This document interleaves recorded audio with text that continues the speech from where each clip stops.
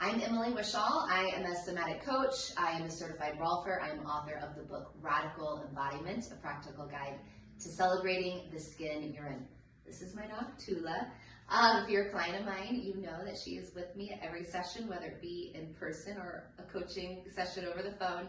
But this is my YouTube channel, and welcome. This is where I will be sharing tips, tools, suggestions, and teachings around how to support yourself in being more and more of an embodied feminine leader. I support women in learning how to love their body, through learning how to actually inhabit their body. So again, through both fascia nervous system work as well as somatic coaching, somatic processing. What is it like to be here at different energetic centers in your body and really helping integrate the physical, the energetic, and the emotional aspects of you so you can be more whole, you can be more solid, more magnetic, more confident, stronger, and show up as the embodied feminine leader you desire to be. In my perspective, the way I work is all about somatics. Somatics is the study of the human body. So I look specifically through my lens at the fascia, the soft tissue skeleton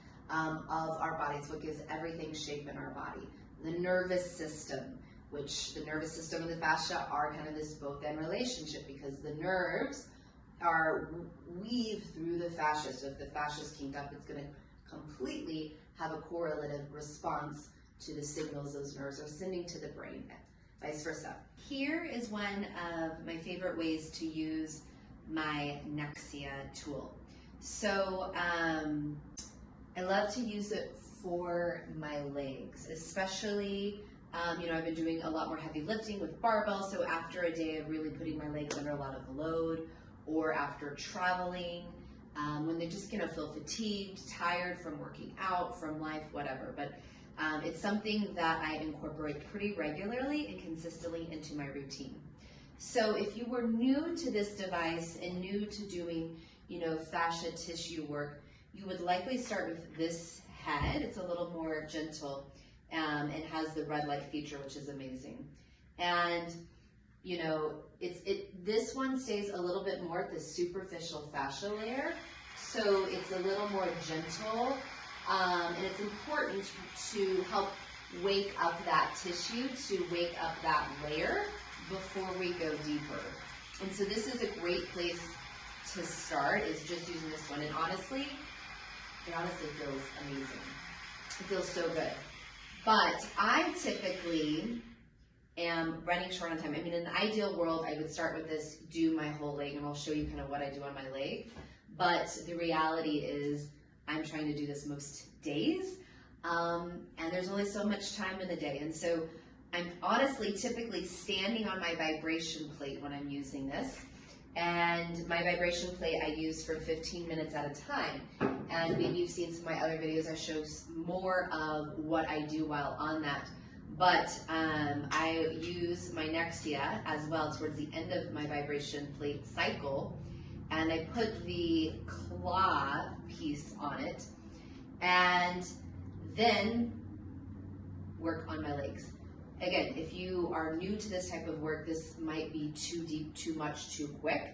But being somebody that fascia is a part of my world all the time, I do a lot of work, like this feels great. And I stay as superficial. I'm able to feel into the layers, being that I work with the fascia every day. So just a little disclaimer there. So I usually start with it on the first setting. And again, because I'm usually doing this standing on my vibration plate, I'm not really working the bottoms of the feet. I love to use this on the bottoms of my feet. We'll use that in another video. But when I'm just in my day-to-day doing the vibration plate, kind of going through this, I maybe have 4 to 6 minutes to work my legs. So I start at the ankle joint, very gentle. I try to get on like the edge of this outer kind of claw, and I just hang out superficially here. So I'm making sure, because I know my anatomy, I'm not on any bony landmarks. I'm not going deep too quick. I'm not feeling, there's no sort of nerve sensation. This isn't intense at all. I'm just wanting to help clean up, free a little bit of that ankle joint to allow my body to have a little bit more accessibility and that roll through motion of walking, which is very, very, very important when it comes to what's happening at the pelvis and hips and walking, what's happening for potential for lymph to move in and out. So that's usually where I start, just a little gentle. I'll usually kind of work up the tibialis anterior, so just lateral of the shin bone, and I may use more pressure, I may not, whatever kind of feels like I need in my body. We have two bones in our lower leg, being the tibia, and then the fibula is a small bone. The fibular head is right around here. It's a common attachment point where things like to get yanked up. And again, it's important for there to be a little bit of motion. So again, I like to just clean it up. I'm not going deep here. I'm just kind of cleaning up, feeling for what I feel, feeling for where I maybe need to get a little bit more specific with these claws to work the tissue. But yeah, then I may just kind of work my whole calf. I will start to increase the intensity as I go to the medial muscle group, and that's available. You know, another area I always like to get is our main calf muscles. Deep is the soleus. On top of that is the gastrocnemius. And we have a medial and a lateral head. It kind of goes like this. Right around here is where they overlap. And it's just a place where the fascia can have a tendency to get a little more dehydrated, lose some of that nice elasticity. And so this is just helping bring a little more fluidity, more blood flow, more circulation to that area. So I'll do whatever I kind of do in my lower legs, making sure I get that medial inside calf as well.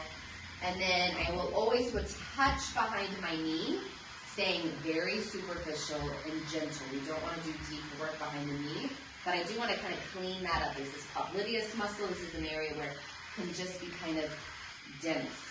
And I work around my knee, however feels good in my body.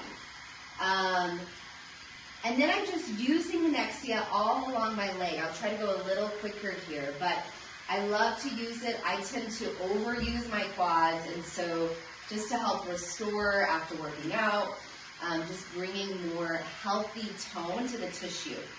I could bring it to my level 3, just so you can kind of see that. And I usually do as I get up to my thigh, to my glutes, all in there. I'm going to put it on level 1, just so the sound is a little quieter. But making sure getting, inside of the thigh, the adductor muscles, we can hold a lot of tension here. But sharing this, something that comes up and is trending, or has trended, is this idea that if we do this kind of work, can we get rid of cellulite? Like, can doing superficial fascial work get rid of cellulite? And here's what I'm going to say to that.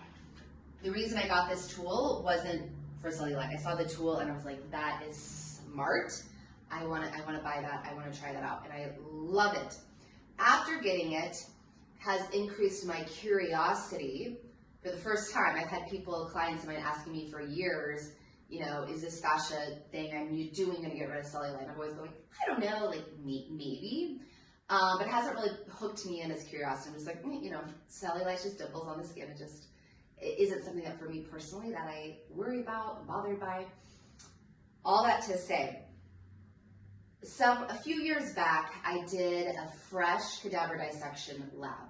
That simply means cadavers that haven't been put in formaldehyde, haven't been put into preservative. And so that allows us just a better view of the fascia. Now, of course, this is fascia on a no longer living human, and so it will be different. We won't be able to see that interstitial fluid, more that watery substance of the fascia. But you can really see the layers, which is amazing, incredible, and honestly such a profound gift to be a part of that. Sharing that, the first day we spent dissecting away the superficial fascia layer. And most of the adipose tissue in the body, not all, but most, lives in that superficial fascia layer. And so recently, because I'm regularly using this tool on my back of upper thighs, where I do tend to have, some cellulite, some dimples, some of that, and I'm using it here more just to help me in muscle recovery, help me in having just more fluid motion in just an area of my body that could be a little stagnant as far as like the fascia webbing goes and how I feel. So all that to say, I am curious around if we help through devices like this. You don't have to have the Nexcia. You could use a gua sha. There's the melt hydrator, which I will have the melt fascia hydrator, other videos on. There's all sorts of things. I won't go into all the things you could use for this video. But being that most of the adipose tissue exists in the superficial fascia, what happens to the fascia with repetitive movement patterns, lifestyle, traumas, both physical, emotional, etc., is it can get overly fibrous in certain areas and start to lose some of the elasticity. So devices and tools like this, or if you see me for a rolfing or whatever it may be, will help to restore some of that hydration to the fascia. We're not actually releasing the fascia, we're helping to rehydrate the tissue to restore that elasticity.